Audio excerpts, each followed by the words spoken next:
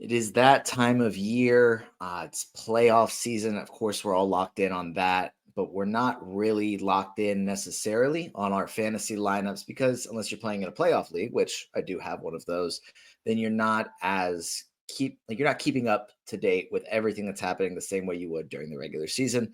But that's why we talk Dynasty all off season long, so we can still scratch the itch a little bit, just continue to keep up the conversations and just remind you guys about all the little details, the nuances that you'll forget about during the off season. It's a nice long break, less of a break for dynasty managers between the end of the regular season and the start of draft season.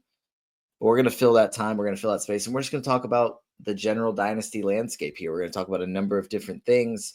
The upcoming class briefly, some sleepers, just the guys to value in dynasty leagues. I'm trying to give you a little bit of a preview, but I don't know what's going to happen. We're just going to kind of have a dynasty conversation here with Andrew from Angle Fantasy Basketball. I'm going to bring him in here in just a minute. Before I do that, I wanted to remind you that BetOnline is the world's most trusted betting platform and your number one source for all your sports betting action. We've got baseball season in full swing. We've got the NHL playoffs. We've got the NBA playoffs. The NFL draft is over, so now you can bet on your futures for that. You can do everything on BetOnline. Bet on everything. The futures are always a lot of fun. We've just finished up award season here for the NBA, so shout out to the great Barrier Thief for winning Most Improved Player. I think by the time this one comes out, it won't be as up-to-date news, but I have to celebrate. I have to celebrate my guy winning the award, so we'll definitely take time to do that throughout this episode. Maybe the whole thing will just be a Dyson Daniels propaganda episode. Who knows? Those tend to happen when I'm on the podcast mic. With the largest selection of odds on everything from the MLB to the NHL to UFC, BetOnline remains the number one online source for all your sports wagering info. BetOnline, the game starts here. Okay. I'm going to bring in Andrew now, and we're going to talk about Dynasty Fantasy Basketball, and that's my preview because I don't really know where this conversation is going to go, but there's obviously a number of different topics that we can hit on. But before that, most importantly to me, Andrew, how are you? I'm good, brother. How are you doing today, man? I'm doing well. It's always fun just to be able to talk hoops, and it's fun to not go into the plan and see where it goes. And I know I've said that a number of times now. So. Well, hey, that's what I'm looking forward to today because it's always a good hit when we are on a pod together, especially when we're talking about my favorite version of fantasy, which is Dynasty basketball. So although we cover both in our platform with Angle, we do consider ourselves probably more of the specialist in the dynasty category. So that's what makes this all the more fun. And I think we're going to maybe have some quick hitters on our two favorite real life teams, the Lakers for myself and the Hawks for you. And of course, Dyson Daniels propaganda. I mean, I got a full, how long is that video I made of him? Like 6 or 7 minutes on our channel, man. Oh, I've just been soaking it in. Dyson Daniels has been absolutely incredible. So I think the Most Improved Player award was awarded to him today, correct? Yep. I think just hours before, maybe not even hours. Actually, I think about 2 hours before we started recording is when he was given the award. Perfect timing for us to get all the Dyson Daniels glaze in. It's just like if you think about like a breakout season going from where he was at to where he's at now, it's easily one of the best breakouts we've ever seen. And it's, first in decades to average over 3 steals per game. That has not happened since the early 90s. Almost 4 stocks per game total. So he's still putting in some blocks from the guard position and actual offensive contribution. He's a good rebounder. So he's not just like that Matisse Thybulle specialist. He's not someone who's going to get played off the court, and he's only 21 years old. This guy is absolutely incredible. I'm very glad that he ended up getting this award. Yeah, I am too, obviously. I mean, we had 3 different Hawks as finalists. Well, 3 different awards that Hawks were finalists for, so I'm glad we were able to at least get one of those. And of course, it was one of our favorite sleepers entering this season. So it ended up working out really well for fantasy. It worked out really well for real life. He is a guy that I feel like the last few years has kind of been either on sleeper lists for dynasty leagues or just kind of a guy that we all kind of knew, oh, he has the upside to be very, very good in dynasty leagues. So when the Hawks were able to trade for him, I was like, okay, I probably wanted, and this was just my honest reaction to the trade. Is like, I really like Dyson Daniels. I thought we would be able to get, or was hoping we'd be able to get more picks back for DeJounte Murray. But Dyson Daniels was a nice consolation prize. I liked him. never could have expected anything like this. What were your expectations for him entering this season? I mean, obviously it was going to be a more increased role than what he was getting in New Orleans. So he's absolutely one of these cases where patience pays off. He came in super raw and was playing behind a few guys in New Orleans. And, he, along with someone else we'll probably talk about on the same roster as him right now, was waiting for one of those older guys for, 2-3 years to kind of get out of his way. So in Dyson's case was CJ McCollum mainly. And CJ's obviously still plugging away down there in New Orleans. So it took a full-on trade to a new roster in addition to getting DeJounte Murray out of his way. But that's, something that we really, really like to see with Dyson Daniels. We actually predicted right after it happened that he was going to be the starting guard. And people were a little bit hesitant on that due to spacing issues. They thought it was probably going to be Bogdanović instead. But the Hawks went all in on Dyson. And we didn't think we thought it was still going to be like 20-ish minutes, just because of where like his offense was at, especially in New Orleans. But he's playing, way up there, like close to, I think, 30 minutes a game. The offense came in instantaneously. And then, of course, the defense, the 3 steals per game, first in over 25 years, is absolutely incredible to see. So it's just, it's one of those ones that, like, we knew he was going to be good, but to this level, that's like almost impossible to predict. Definitely. I think the minutes point there was a really good one, because to me, when he got traded, it was like, okay, they probably do want him to start there, but that doesn't mean he's going to play starters minutes. Like Bogdanović has been a really good sixth man.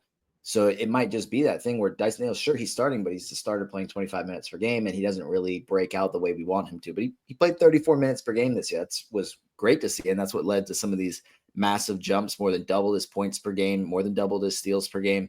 The field goal percentage also jumping up about 4.5% was also, I think, a big reason for the, I guess, fantasy jump as well, because playing on just being on the floor more, you're naturally going to get more stats. His minutes went up almost 12 per game.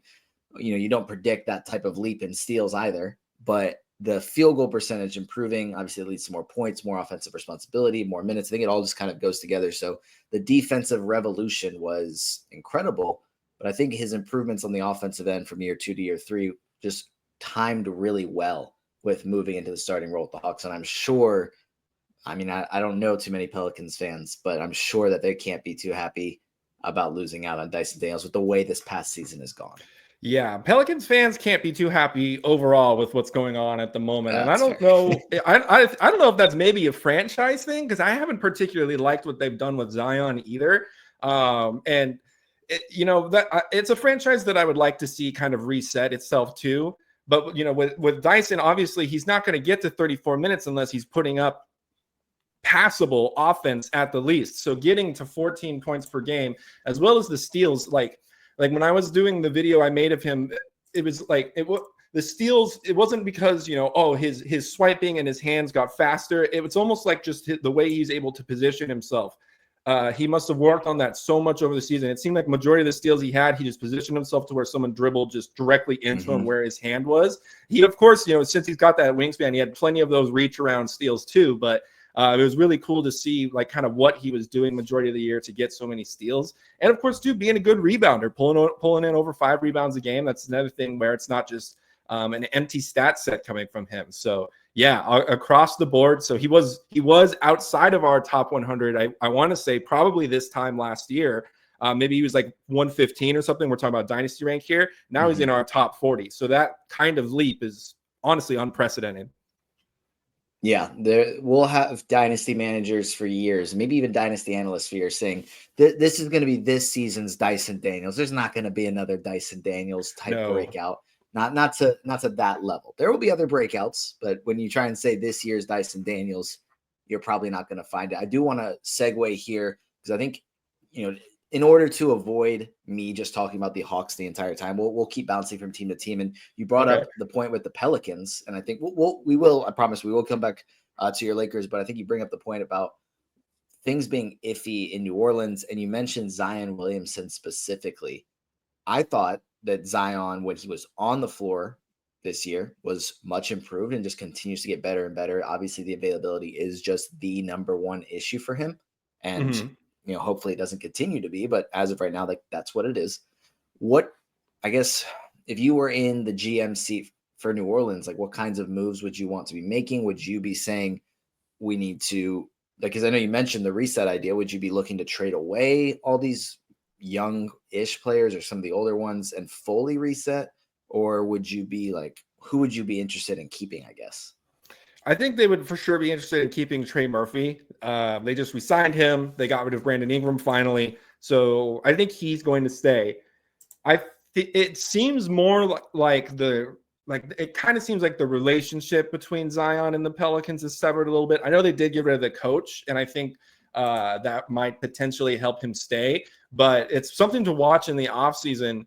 And if it continues to be a narrative of, oh, Zion wants out, and then maybe the Pelicans are, talking about how he couldn't stay in shape, whatever it might be, I think just kind of like the reputation is going to get to a low point at some point this offseason. So he's potentially an offseason buy low for me. Like if we're going to talk about, future, like we're going to talk about this upcoming draft class, skip back to the 2019 draft class, the dynamic duo that spearheaded that, Zion and Ja Morant, are, I think, buy lows for me this offseason just because of like where their reputation is at going into this offseason. Like I'd be very curious to see how cheap people are willing to let them go for in dynasty leagues. Like replacing one of your peripheral guys with one of these two without losing a major asset in your dynasty league is a pretty big win for me. So if I am the GM of the Pelicans and Zion does want out, then I'm going to try to do the best I can to at least accumulate some first round picks.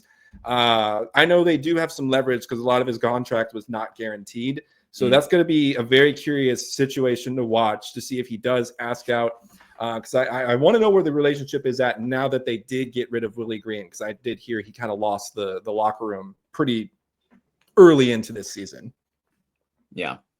And we'll actually just keep things bouncing around because you mentioned the other player from the top of that class and Ja Morant with, had he not gotten injured, there's an argument to be made that they at least would have won one game because they had a big lead when he got hurt in game 3 of that series.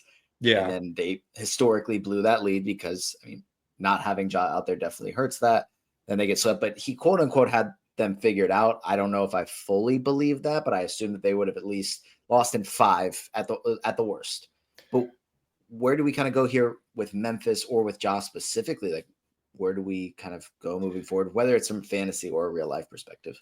Yeah, so fantasy definitely, or like I guess dynasty, definitely a buy low, and also too, like when we're going into the redraft season, try to see if people kind of let him drop down a few rounds. Like we feel like in industry pickup, the auction league version that we were in, we got him for a pretty okay price because I figured people weren't going to bid too much on him, and that was the risk we took because we had a very top heavy approach with Wemby and Jokic, so we needed a third star that wasn't going to cost us too much, and it ended up being Ja. And so, of course, he was in and out of the lineup throughout the season, but that was the price we paid. And he was pretty good when he was playing. And for the Grizzlies in real life, I think they still have to keep him because I haven't really heard anything about him wanting out or the Grizzlies no longer being satisfied with Ja Morant's performance. So I think they'll probably continue to have that same roster together. It's mainly like obviously the Bucks might have a huge shakeup this summer, and then we might see the same thing happen with Zion too.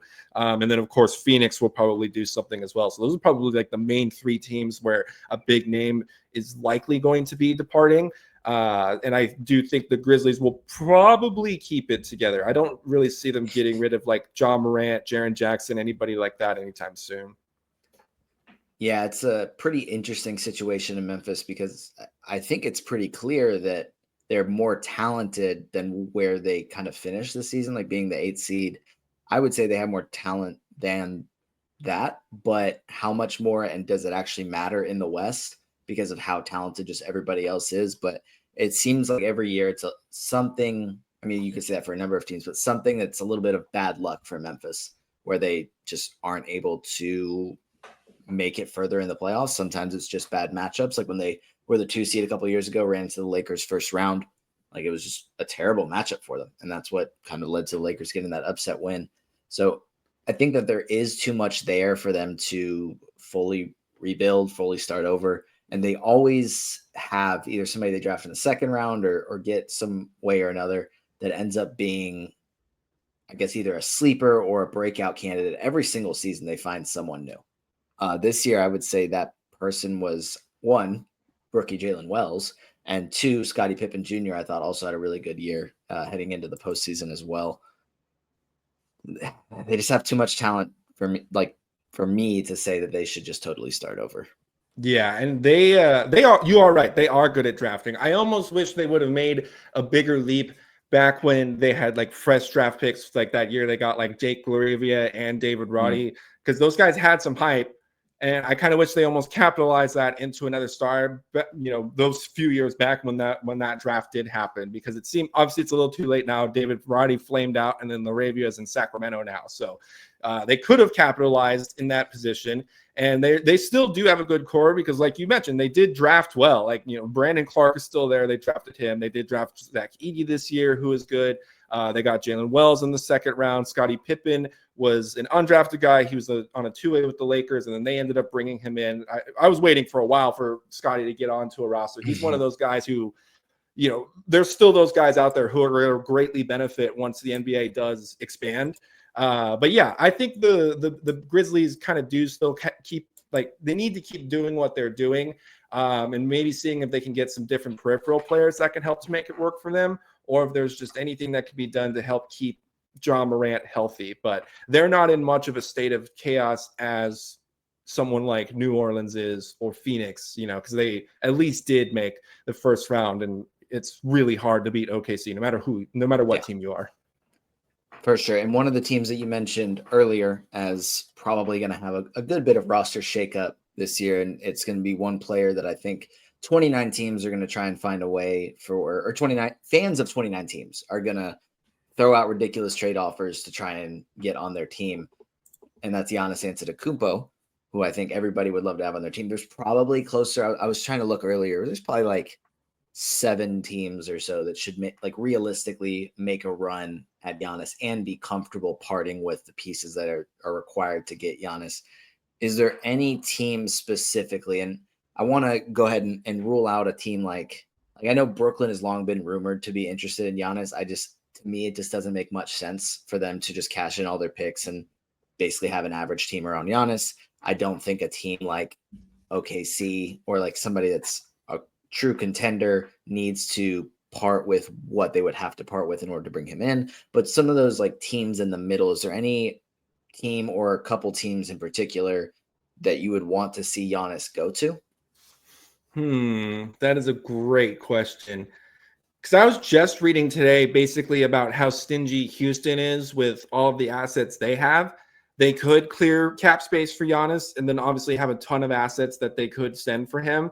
Like, I was seeing lots of memes about people congratulating Jalen Green that he's going to be a Buck. That started happening shortly after the Bucks got eliminated. So that one could, in theory, work. It's just on the personality side, I'm not sure if the Houston front office is willing to let go of all their pieces yet. I guess we still got to kind of see how their series plays out, because if they do still end up getting embarrassed by Golden State, I think last I saw they were up.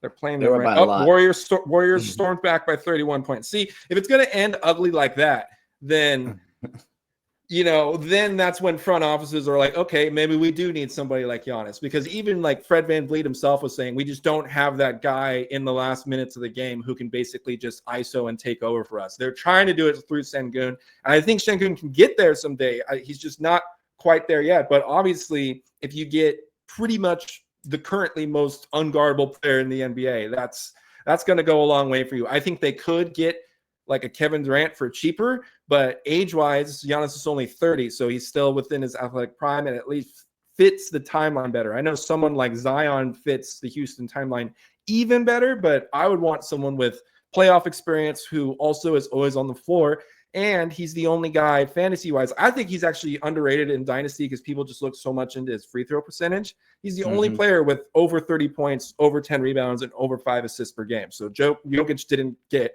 over 30 points, so he doesn't qualify for that. So Giannis is the only one that does that.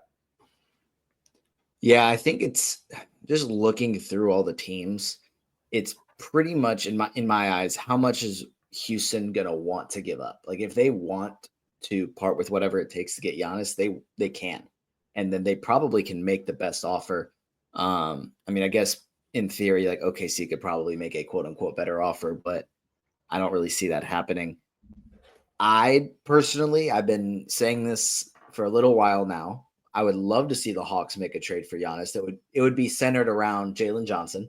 And Jalen Johnson is not a player that I am looking to part with. I love having Jalen Johnson on the team, but it's like, if you can bring in a top 3 player in the NBA, I think you have to do it. It's how much more else needs to go in. It's like whatever picks it takes. The Hawks are already down picks anyway. Might as well toss more out there. Because you guys have Niang was expiring, right? And I think Terrence Mann might be too. And then Capella for sure is. And then you got rid of Bogdanovich's money too. So I think the cap space should be there if Jalen goes. Yeah, and it would just be how much else needs to go in there. As far as less concerned about the money in my eyes, whatever cap filler it needs to be. But it's like, to me, whatever team trades for Giannis needs to still have a team there for him to come and play for that is going to have a chance to win a championship. If you are going to trade every single good player you have to bring him in, well, then is that really a better situation than Milwaukee? Probably not. So I think if you can keep Trae Young, Dyson Daniels, and like Okongwu, and then bring in Giannis, and then have other pieces there as well, like that's still a very competitive team. Whereas other teams that maybe have the assets to trade for him, they would have to give up too much. Like I see a lot of Chicago fans really wanting to trade for Giannis, but I'm like, okay, who are they giving up? What picks are they giving up? And would they even have enough left over after they finally get the Bucks to agree to a trade to actually compete for a championship? I just don't really see it with the Bulls specifically, but there are definitely some other teams that could potentially make a run at him. And I think it's going to be pretty exciting and pretty crazy to see what he ends up going for. Definitely. I mean, you bring up a great point that you want him to go to a team where the roster is not completely barren once he does arrive there. So there's kind of only a couple of teams that fit that mold, but obviously we've seen these teams pull off the top heavy approach before. So it's gonna be a good one to watch. For sure. All right, with your Lakers, what are we looking at? What are we excited about in Dynasty, aside from just you being excited about Luka Doncic being your franchise player for the rest of his career? Of course, Luka. Yes. I mean, we don't even need to go into much detail about him. He's still a member of the core 4, the top 4 guys in Dynasty. So all's good there. The man to watch out for is the future, the mystery box, the future center that we're going to get to play alongside Luka. I have no idea if that's coming via trade or free agency, but it's just one you want to pay close attention to, just because the ideal center next to Luka thrives very well statistically. So if you're able to grab someone in a trade prior to the Lakers actually getting them, that's when obviously the price is going to raise, and that's a pretty big win for you too. So paying very close attention to the rumors of what center might land in LA this offseason is big. And then we can talk about like the new rookies from the Lakers' recent draft class, like Knecht.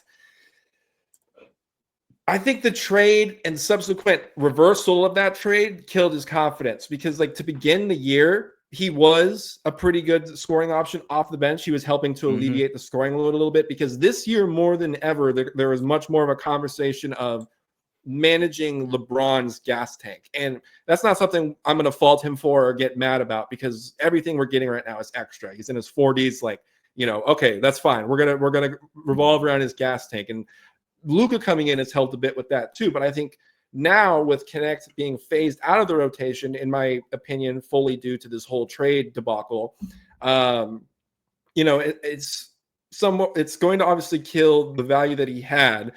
And he could be cheap to acquire in the offseason. But I think he just needs this offseason to reset and be reintegrated back into the Lakers rotation. Or if he does potentially end up actually getting traded for a center, then whoever it is, whatever the new destination is, he's going to reset and be able to play with them. So just don't fully give up on Knecht is what I'm saying.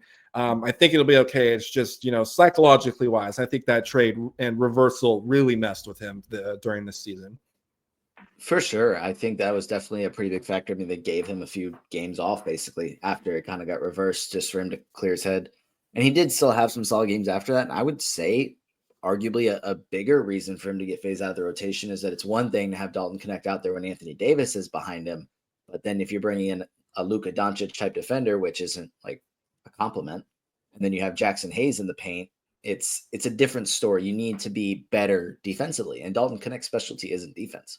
That's correct. Shooting his offense. So maybe he is still on the table this summer for them to bring in either a center or just a different veteran piece to try and help them reload for a championship. Because I think the idea was when they traded for Luka, you're not doing this to load up for a championship this year. I mean, you're going to have a chance because you have Luka Doncic and LeBron James, but you're doing this with the sense that, okay, like, no, like Luka Doncic is our franchise player now. We're going to start building this team around him. It's no longer we're trying to get every last little bit out of LeBron we can. It's we have a future. We have something to build around. So I'm excited to see who they can bring in. I mean, Clint Capella is a free agent. We talked about him earlier. I mean, if you guys want, I had talked about him, but it was mainly like the previous 2 years. Once going into this season, a person we can find the overtake of Okongwu over Capella finally happened this year. We can talk more about Okongwu in a second, but I do think Capella still has some life in him, and that could potentially, like, if there is a free agent center that's brought in when we don't have to lose Knecht for it, and there's just more defense brought in, obviously to help bail out all four of LeBron, Luka, Reaves, and Knecht, then that's going to allow him to play more. But if we simply can't accommodate that many guys who aren't great at defense all throughout the rotation, then Knecht could be that extra piece that's traded elsewhere, where hopefully he will get more of a chance to blossom. Like I was kind of okay with him going to Charlotte because I did think they were going to use him a bit more, especially down the stretch of the season. So once it got reversed, obviously that whole possibility was taken away. But if he gets traded eventually to a bad team, like what was going to happen with Charlotte, then we might see some run open up for him a little bit, just because he is a bit older and does have good scoring prowess. So we'll see just kind of how this offseason resets for him specifically. Yeah, for sure. And I want to get your thoughts on a different Laker who's probably one of the more intriguing dynasty options or dynasty players just right now for the Lakers specifically, and that's Austin Reaves. I think he's surprisingly been better since the Luka Doncic trade than he was before, like just statistically. And then we've seen him, I think he struggled a little bit more during this playoff series, but that stretch they had over the final 2 months of the regular season was unreal. How do we value a guy like this moving forward? Yes, I think because this has happened last year and a little bit the year prior to, Austin Reaves does get exploited a bit defensively when we're in playoffs. But for us in fantasy and dynasty, that's really not as much of a concern to us. During the regular season, he's awesome. And his improvement is also very much tied to the emphasis on managing LeBron's gas tank this year. So that's why he's comfortably stepped in now as the third scoring option, first behind LeBron and AD, and now behind LeBron and Luka. And he's become more effective at it too. So he's now finally in the 20-point per game threshold. And it's really, about carrying the Lakers through the first three quarters, which is what a lot of Luka and Reaves have been doing. And then they kind of let LeBron take over in the end, fourth quarter there. So he has been huge in helping to manage LeBron's gas tank. And with kind of that game plan, as well as being a compliment to Luka, I think it's totally fine to value him in top 70 dynasty-wise, especially at this scoring level, 20 points per game. A scorer of that level is not easy to find, especially with how efficiently he does it. And he's got great assists too, and he's not a bad rebounder as well. So the only thing you're really not getting out of him is defense, like steals or blocks, and that's okay because he is pretty good at everything else, and he's not going to kill you in any efficiency categories. Definitely. That's a great analysis. Definitely important to add in every bit of context we can on Reaves, because the breakout, the timing of it was really surprising to me. So it's fun though. It's exciting. I think that the Lakers have a nice core three, big three. Is that, yes? I don't know, if big 2.5 ish. I don't know. You can call it big three. We'll be positive. Let's talk about the draft a little bit. So if you can just kind of give me, who is your flag plant, your guy for this draft? Who's your favorite prospect? Don't say Cooper Flagg. Just anyone but Cooper Flagg is fine. Well, if it's anybody but Cooper Flagg, I mean, I can go one down to Dylan Harper. I really do like him a lot. Like at earlier this season, it started to become like a 1A, 1B between Cooper and Dylan Harper. But Cooper is the bona fide number one, and that's okay. But I think Dylan Harper is a great second option for whoever lands in that spot. He's a huge guard. He's 6'6". He's well over 200 pounds. I think I saw him listed at like 225 or something like that. And a lot of his classmates in his position are quite a bit lighter than that. So this is a pretty big dude. And even though he's still a teenager, he's not like he's a senior or something, because we'll see some of these seniors come in pretty big bodied. But he was a great scorer at Rutgers, a very talented passer. So I think this is definitely one of these guys that has superstar potential. And that's a reason why this 2025 draft class has so much hype. These multiple potential all-stars in this class, most specifically Flagg and Harper for us. So he's going to be probably in our top 40 dynasty-wise. I think he might even be close to top 30. I think he's just outside of 30. So yeah, very, very highly rated prospect for us up at the top of the draft there. I like VJ Edgecombe a lot too. The athleticism is crazy. He can be potentially like, if everything goes well, the athleticism reminds me of like a Russell Westbrook. So that's someone who's also great to get in the top 5 too. And then, there's some sleepers that I like. One I've tweeted about this guy a few times, and you might not have heard of him. His name is Maxime Raynaud. So he's a center that played for Stanford. He's a very, very talented big man. I've seen him mocked all over the place. I've seen him in the teens, and I've seen him in the 40s, all the way over. So he's a 7-footer. He is from France. He almost made the French Olympic team that was in Paris.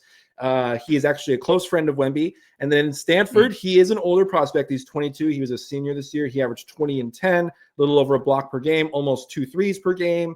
Shot over 30% from 3. He's a good passer, good dribbler. So I really like him as just an overall skilled big man.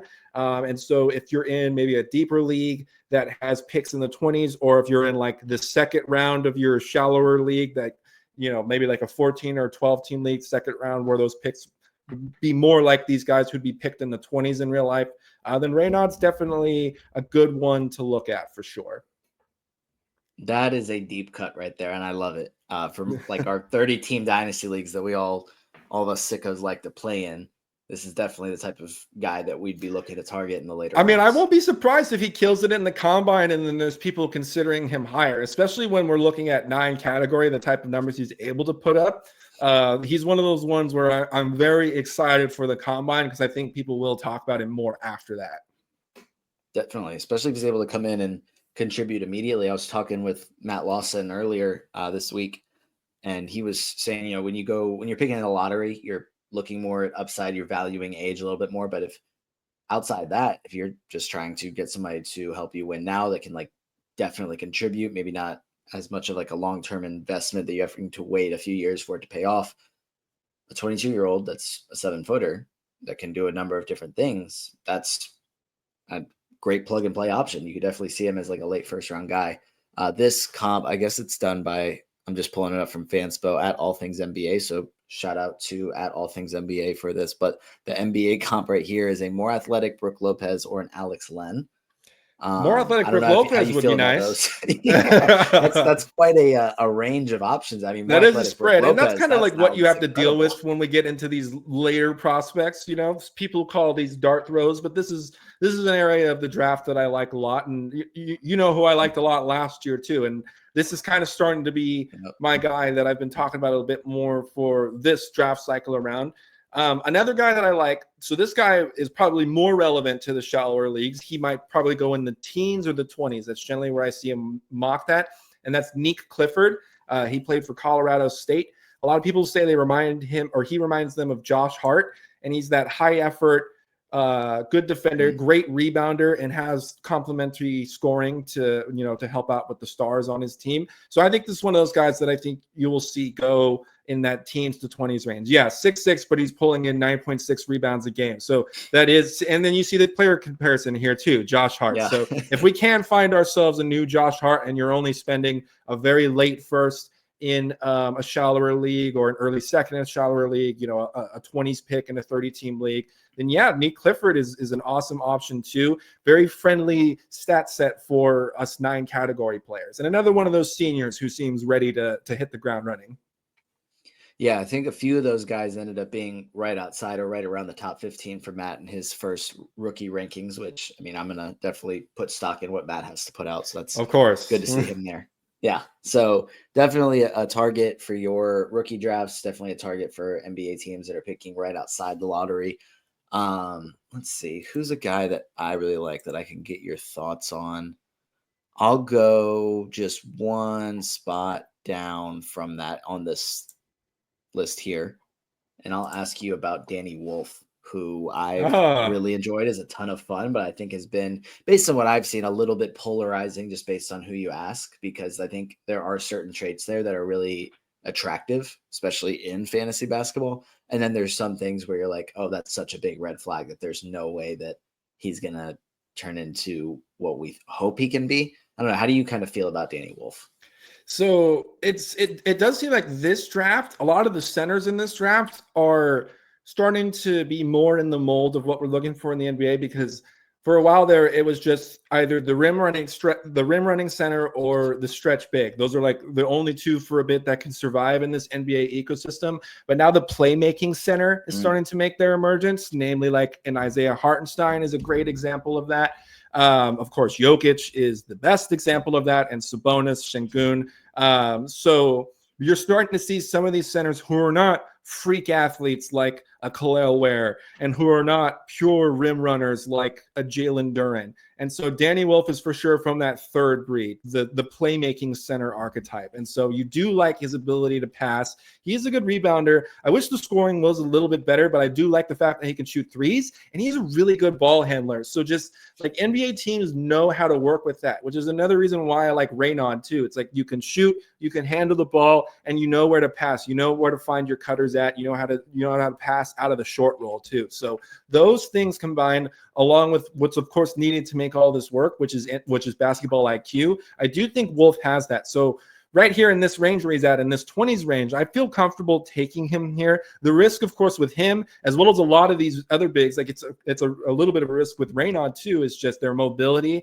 and ability to keep up on defense. So as long as they're not played off the floor, being exploited defensively, then I like what they're able to produce when given minutes. Because of course we see the stat set here. You know, if someone's able to rack up a few rebounds, points, and assists for us on good percentage, and he makes some threes, maybe blocks a shot here or there, then that's awesome. So yeah, if you're wanting to take a chance on a late second in a shallower league, or a 20s pick in a 30-team league, Wolf is another good option to look at too. I think he's okay. He's not one of those ones that's like, I'm staying away from him, I see huge red flags. Yeah, I think the idea of what Danny Wolf could be is what excites me. It makes me very high on him. And obviously just I need to recognize better just that there could be a really, really low floor here as well. But some of the guys you mentioned, like those are all fantasy studs. Like you're talking about just the archetype of a passing big. And I think there aren't too many that make it in the NBA that aren't stars or end up getting paid a lot of money in the case of Hartenstein, because Jokic, Şengün, and Sabonis are three just elite top tier fantasy players. And I think maybe that expectation is entirely unfair for Danny Wolf, because maybe he is just a role playing passing big, which I can't think of too many. And I think like Kelly Olynyk is probably the best example of one who's like not a star, but does that. Yeah, no, that's a good one.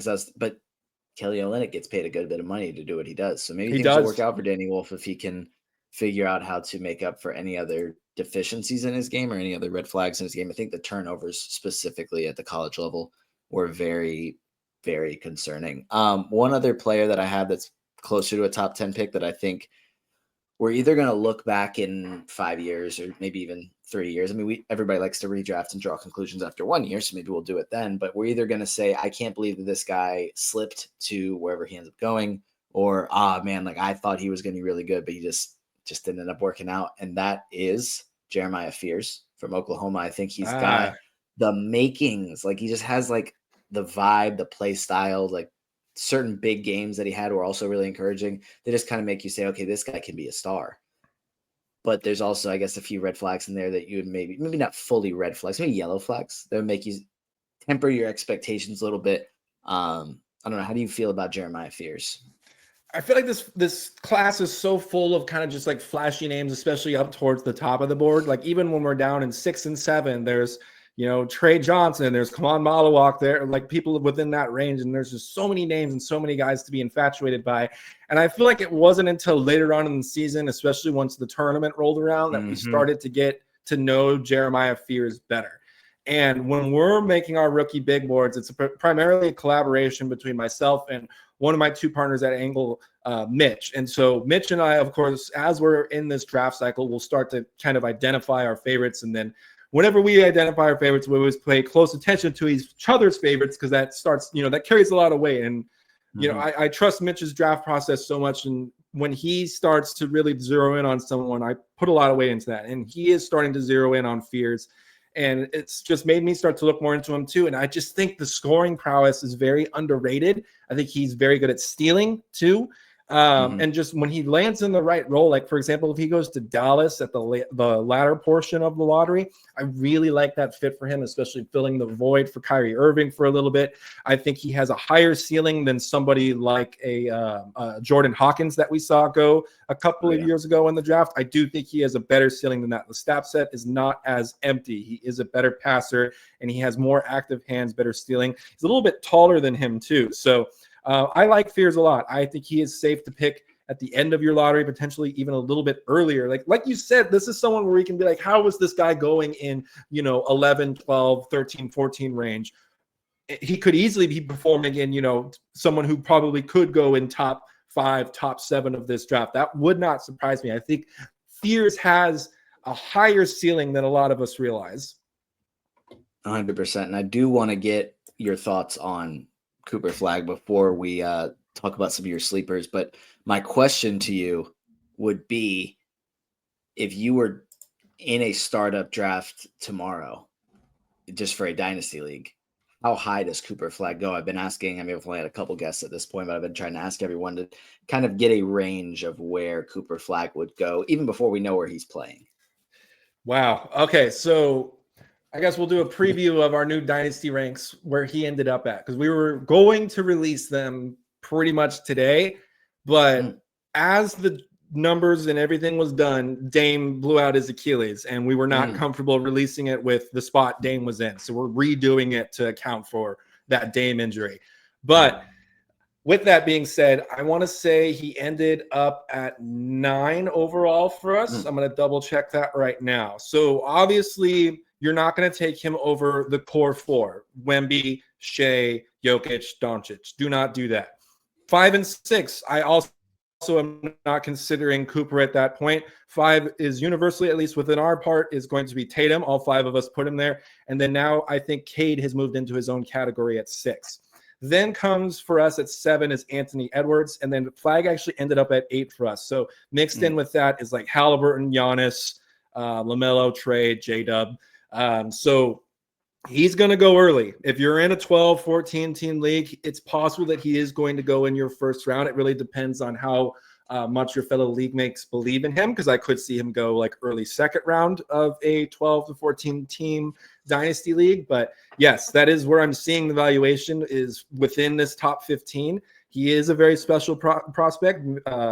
Mitch has been talking to me about him since I think like 3-4 years ago. So Cooper would have been like 15 or 16 at the time when he was talking to me about him. So he's been on the prospect radar for a long time. As a very young teenager, not a 17 or 18-year-old, he was already running with, D1 college players and NBA athletes and holding his own. So we really like what we see on the scoring side, the defense. It's not like, obviously, he's not going to be better than, let's say, a Wemby, but he is a big reason why this 2025 draft class is so special. We've been waiting for Cooper Flagg for a long time. And think about, the past NCAA players of the year. It's always an upperclassman. It's your Zach Edey's. It's always those guys that have been in college for a few years. They put in the work, and they usually will get, big scoring loads, all that. It's always how it goes. But Cooper Flagg is probably one of the better freshmen we have seen in a really long time. Probably since like AD's freshman year is probably the one that comes to mind as like the best we've ever seen.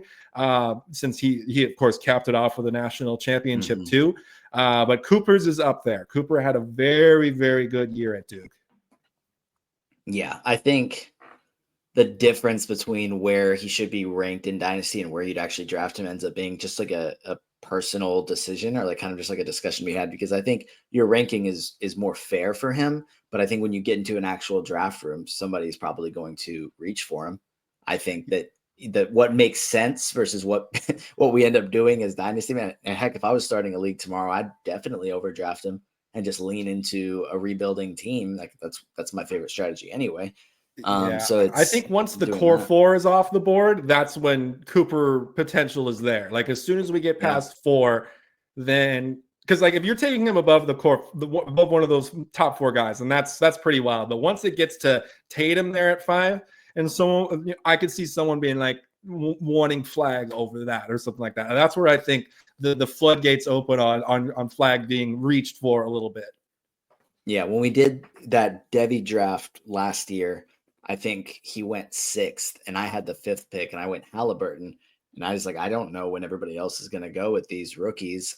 I kind of want to go Cooper Flagg, but I don't want to be the one that takes him. And then everybody's like, oh my gosh, that's so insanely early. But then I was kind of upset that I didn't get him. So I'm like, okay, next time I get the chance to get Cooper Flagg, I'm just gonna go ahead and try and do it without worrying about what other people think, because that's what we should do as dynasty managers anyway. Right, exactly. And I have one dynasty league where I tanked this year too, so hoping to get my shot at him as well. I managed to finish in the bottom 3, and we mirror the NBA odds. So this is my shot to hopefully get him or Harper, and I'll be very happy with one of the 2. Yeah, that'd be huge.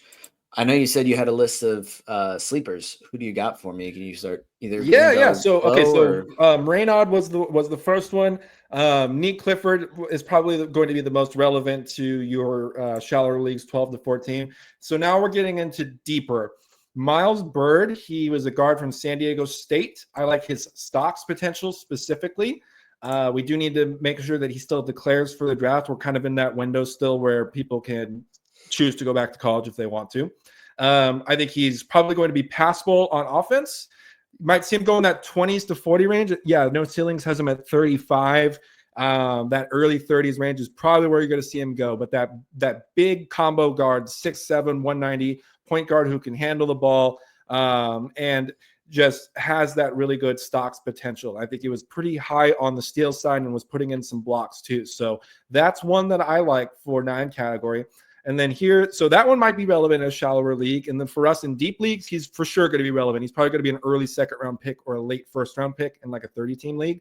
Now let's go to a very, very deep cut.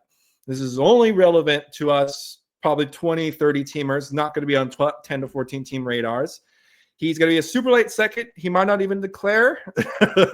It's a fun one. His name is Hansen Yang. He is a center from China. He is 19 years old. He's actually killing it in China. He's another one of these centers that has good passing feel. He's starting to learn how to shoot a bit too. See, look, they have him at 66, which is, again, this is very late 2nd. If he gets drafted at all, he might get not drafted. He might just stay in China. He might be an overseas stash. So again, for you in your shallower leagues, he's probably not relevant. But for deeper leagues, if he does end up getting like an Exhibit 10 or a 2-way or in a 50s pick, he's someone I would take a dart throw on just because the size and measurables are there, and just the overall potential for a good 9-category skill set is there. There's basically no floor. There is a high ceiling, but there's basically no floor. So it's a for sure a gamble, but that's why he's ranked where he is on Fansville here, outside of the 2nd round. So that's an extremely deep cut, but another person that I kind of have my eye on too. But that's what we like. We like going with I like naming a player that either the other person on the podcast or whoever listening just has no idea who they are. That's what you just did to me. I'd very never good heard of Anthony Yang before, so shout out to you. Now I will definitely have him in mind when I have my late 2nd round picks, because I probably have some of those in 30-team leagues. There we go. I usually like to get a couple extra 2nd rounders in trades just to make me feel better, and then they end Me up too. I usually try to get myself a few dart throws, and usually once it gets to those 50 picks, guys are willing to let those go for pretty cheap too.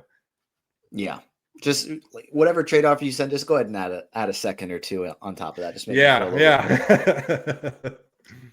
That's the way it goes. All right, we'll call it on that. Andrew, before I let you go, what content do you guys have coming up that we all need to be on the lookout for? Yeah, so the Dynasty rank update should be coming out soon. And then, of course, all of our coverage of the upcoming rookie class is probably going to get started in early June. So be out on the lookout for that. Best place to see all of our content is anglefantasybasketball.wordpress.com. And also shout out to my partners at Angle, Mitchell and Braxton. They weren't able to be here today, but we'll try to get them both on. Maybe once the draft cycle rolls around, we'll talk about more of these rookies or something with you. 100%. If you guys are dropping names that I haven't heard of yet, I'm definitely going to have you guys back on. We'll try and get all you guys on at the same time because this was a blast. And every time we do a podcast, it's always fun to banter, fun to talk about basketball. Of course. It's just an enjoyable thing. Just enjoyable things. Thank you so much for hopping on with me, Andrew. No problem, Noah. Thank you again for having me. Absolutely. And that's going to do it for this episode of the Young Man Squad Fantasy Basketball Podcast. And I will catch you guys next time.